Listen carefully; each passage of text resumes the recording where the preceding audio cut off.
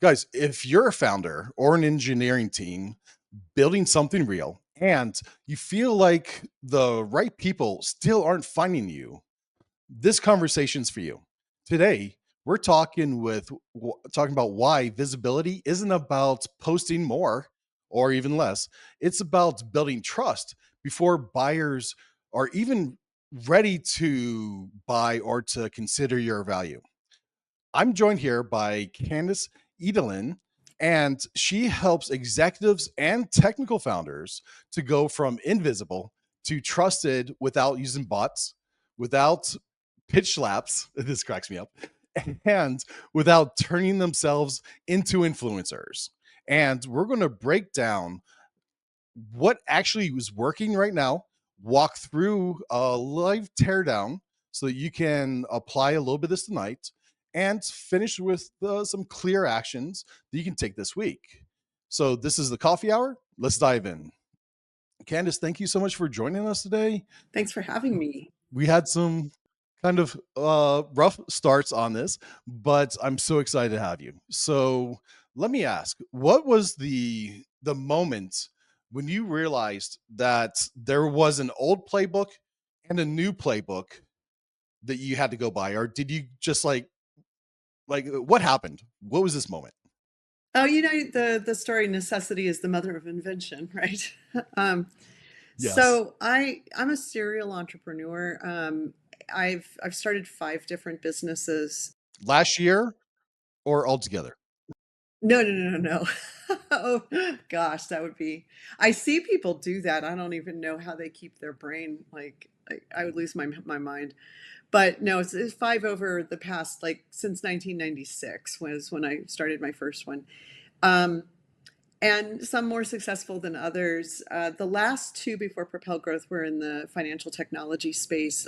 We were in a space where we enabled electronic trading for computers to talk to each other. It was like Zapier before Zapier was born, and SaaS before SaaS was a word, which made it really difficult to convince our investors that our revenue model made sense. um, that the company was called IBSN, the first one, and we raised venture capital for that one and grew it, and then sold out to our investors. And then in 2005, I started another company called Cascade Technology. That one was around electronic trading surveillance, like really boring stuff, honestly, but deep in the weeds of making sure that. Sometimes the biggest companies are really boring. That's actually a good point. This one was really challenging to do. We were the first company in the world to surveil markets electronically to make sure trading was complying with SEC rules. So that one did not succeed. Our strategic investor went out of business and took us down with them. That was fun. Um, Uh-huh. so I Ouch. started Propel Growth then in 2007, and I worked. It was one of the ways that we got started was really fun. This company that we had started, Cascade, was in a space called complex event processing, which is actually a precursor to AI, and it allowed us to process tons and tons of data all coming in at the same time, which wasn't feasible before that tech had been developed. And there were 5 companies in the financial services that were all kind of pursuing the same thing. And when we went down, I actually went to the others and was able to help them implement a blue ocean strategy and kind of swim in different schools of fish so that they each could grow. And that was really fun. I was trusted and able to influence their strategies, and all of them ultimately ended up selling for very good multiples and did really well. So that was kind of how Propel Growth sort of was birthed. And I did a lot of go-to-market strategy work for fintech providers for a long time, and then I just got tired of it because I'd been in the fintech space for like 20 years, and I'm like, oh gosh, I got to do something else.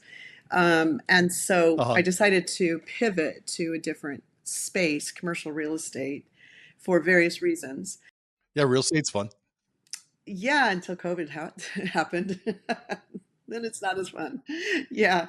Um, anyway, so I started switching over, but I didn't have any network in that space. And oh my gosh, I hate cold calling. I couldn't, I would rather have all my teeth drilled than cold call all day. And so, but if I don't sell, we don't eat. There's that small thing. And so, right, it's like, geez, so demanding. So, um, I know it's like this habit that I needed to support, right? I like to eat 2, 3 times a day, every single day. It's quite the addiction. Every single day, like consistently. Sometimes 4 times a day if it's really dummy. Yeah, yeah. That's try not to do that, but not very successfully. Anyway, so I turned to LinkedIn because I had had some success with inbound. Before, all of my leads came from referral and content marketing. And I didn't have the network in this new space, so I couldn't rely on referrals. And content marketing, you have to know what you're talking about before content marketing can actually start performing. And I didn't know enough about the space yet. So I turned to LinkedIn to do outbound, and I tried all the things. So you hear me talk about hashtag no bots and you can't automate a relationship. Oh, yep. Well, Phil, I know this because I tried it. And you get some really embarrassing mistakes, and it's terrible for the brand. Oh, yeah.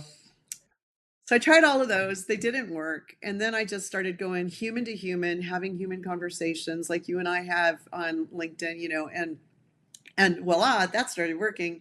And I booked 125 sales calls in 6 months, sold almost $500,000 worth of business, and we were off to the races. So that is why I started. I had been publishing on LinkedIn, but I hadn't really been using it as an outbound channel until then. Okay. When was this? Because it sounds pretty recent. 2018, 2018. Okay, just before COVID is when you mastered this new skill. just before COVID. Yeah.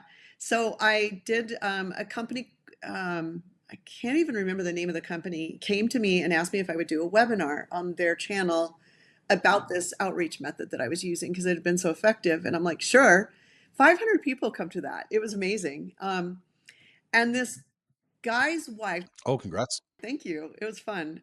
This guy's wife was in marketing. She saw it, told him he should watch it because he was a CRO at a pretty big multi-billion-dollar company. And it's such a funny story because he had the tab open on his Chrome for over a year and never watched it. Oh, wow. You would not close it. But probably we're like getting views, like it's perceiving it as a view every time he goes by that tab or reopens Chrome. Right, right. Every time he restarts his computer. So he finally had one of his guys watch it in 2020 because they were calling on the senior living communities.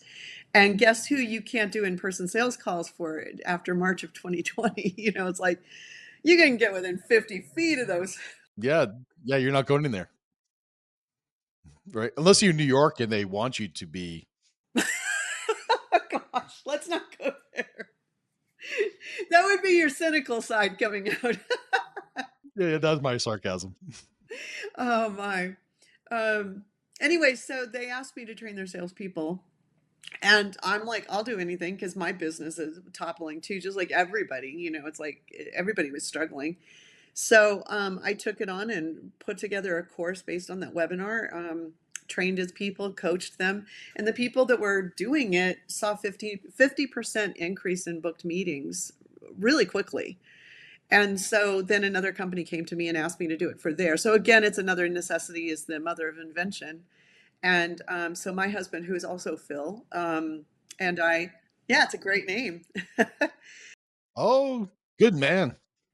We decided to build a course based on that, and so Prospecting Mastery was born out of that in 2020, and we've been doing LinkedIn training and helping people develop their visibility and credibility on LinkedIn ever since, and it's been a blast.